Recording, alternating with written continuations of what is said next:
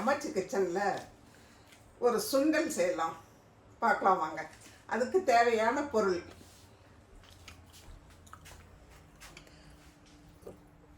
இந்த டம்ளரில் 1.5 டம்ளர் பட்டாணி 7 மணி நேரம் ஊற வச்சு நான் இதில் குக்கரில் போட்டு பாருங்கள் வேக வச்சு வச்சுருக்கேன். ஒரு 4 விசில் விட்டுருக்கேன். 4 விசில் விட்டு வேக வச்சேன். நல்லா பாருங்கள், நல்லா நல்லா வெந்திருக்குது பாருங்கள். இந்த மாதிரி நல்லா வெந்திருக்கணும். 4 விசில் விட்டேன். விசில் அடங்கி இப்போ எடுத்து வச்சுருக்கேன். இப்போ இதை சுண்டல் தாளிக்கலாம் பாருங்கள். இதுக்கு தேவையான பொருள் கடுகு, உளுந்து, சீரகம், கடலைப்பருப்பு தாளிக்கிறதுக்கு வச்சுருக்கேன். 2 பச்சை மிளகாய் பொடி பொடியாக வெட்டி வச்சுருக்கேன். தேவையான அளவு உப்பு, தேங்காய் அரை மூடி திருவி வச்சுருக்கேன். இஞ்சி ஒரு இன்ச்சு அளவுக்கு பொடி பொடியாக வெட்டி வச்சுருக்கிறேன். இது மிளகாய் கொஞ்சம் சில்லி அப்படியே வரமிளகாய் இடித்து வச்சுருக்கேன். மாங்காய் ஒரு 100 கிராம் அளவுக்கு பொடி பொடியாக வெட்டி வச்சுருக்கேன். கொத்தமல்லி தழை கொஞ்சம் எடுத்து வச்சுருக்கேன். எண்ணெய், ஆயில். இப்போ தாளிக்கலாம் பாருங்கள்.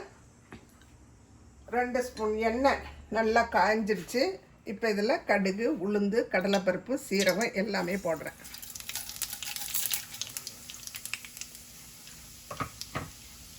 இது கொஞ்சம் நல்லா செவக்கட்டும். கடுகு பொரிஞ்சாதான் நல்லாயிருக்கும்.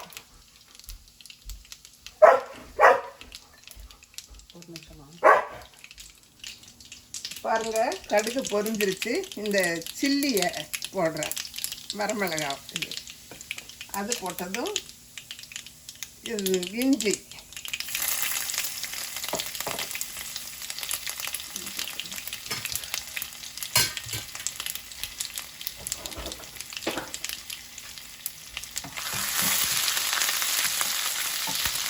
இஞ்சி போட்டதும் மாங்காய்,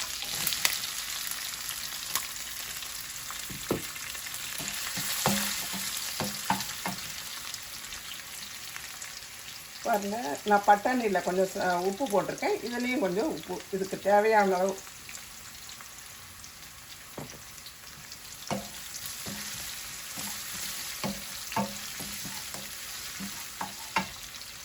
பச்சை மிளகாய், இதெல்லாம் வெங்காயம் இதெல்லாம் கிடையாது.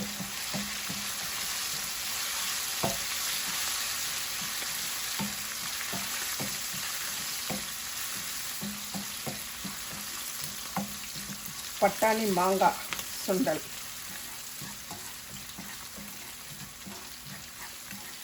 நல்ல டேஸ்ட்டாக இருக்கும்.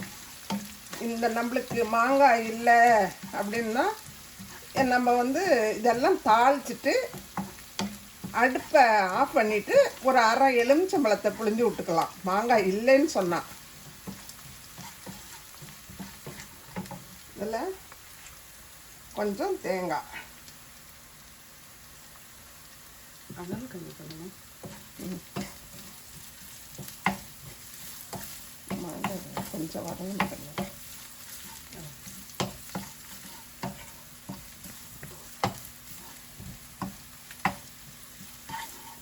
இதுலேயே கொஞ்சம் கொத்தமல்லி இலை, கருவேப்பிலை இருந்தால் போடலாம். கருவேப்பிலை இல்லாதனால நான் கொத்தமல்லி போட்டுக்கிறேன்.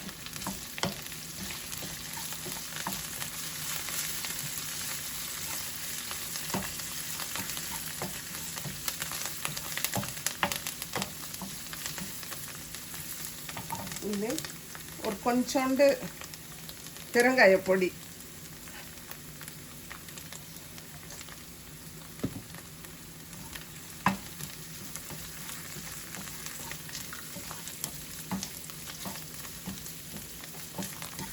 இதெல்லாம் நல்லா வதங்கிடுச்சு. இப்போ இந்த வேவிச்சு வச்ச பட்டாணியை இதிலேயே சேர்க்குறேன்.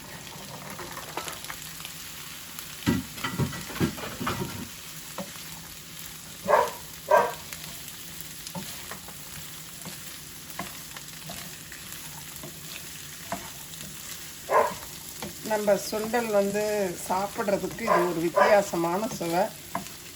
இந்த உப்பு புளிப்பு, இந்த பருப்பினுடைய டேஸ்ட்டு, தேங்காயினுடைய டேஸ்ட்டு, இதெல்லாம் சேர்ந்து ஒரு நல்ல ஒரு ருசி இருக்கும் இதுக்கு.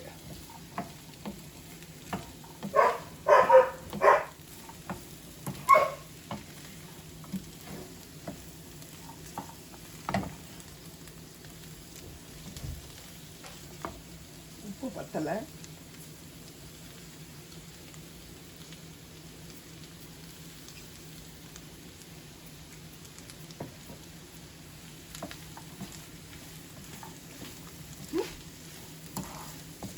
நல்ல பிள்ளைங்க ஸ்கூல் விட்டு வந்த உடனே இந்த மாதிரி செய்து பிள்ளைங்களுக்கு ஒரு கப் கொடுத்து ஒரு கொஞ்சம் டீ கொடுத்தோமா பிள்ளைங்க சூப்பராக சாப்பிடுவாங்க. அதுவும் இந்த மழை காலத்தில் நல்லா ஒரு சூப்பரான ஒரு ஸ்நாக்ஸ் இது. இப்போ இந்த மல்லி இலையை இதுலேயே தூவி விட்டுறேன்.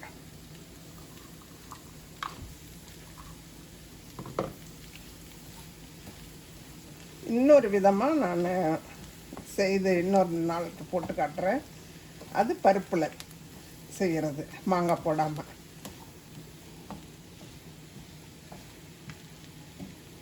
அவ்வளோதாங்க, சுண்டல் ரெடி.